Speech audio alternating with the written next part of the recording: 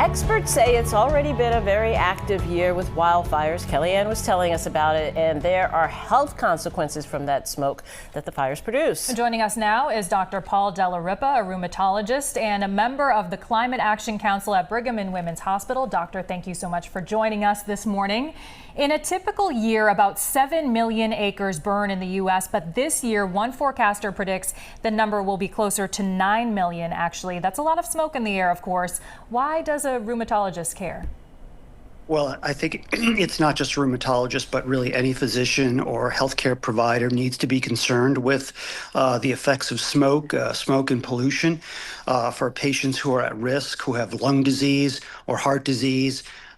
Smoke can really get into the lungs and not only affect the lungs, but also can set off inflammation that could spread to the rest of the body. And people who have systemic diseases, like rheumatic diseases, could have disease exacerbations.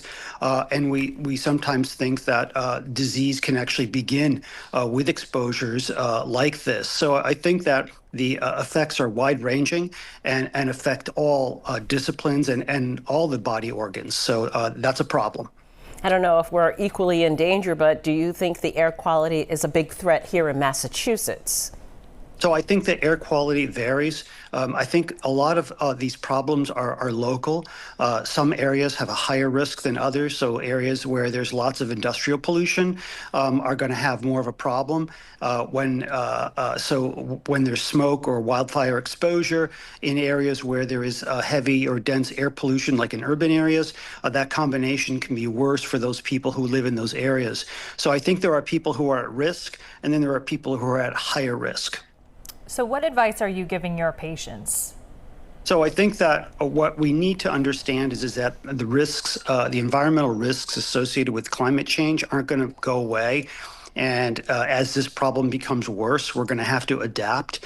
And our goal here is to help keep our patients out of harm's way. They need to be prepared.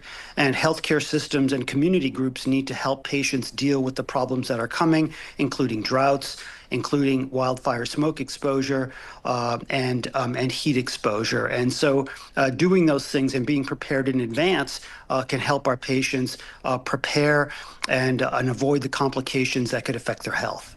Being aware, very much a good start. Thank you, Dr. Paul Della Ripa, a rheumatologist and a member of the Climate Action Council at Brigham and Women's Hospital. Thanks for joining us this Saturday morning. Thank you.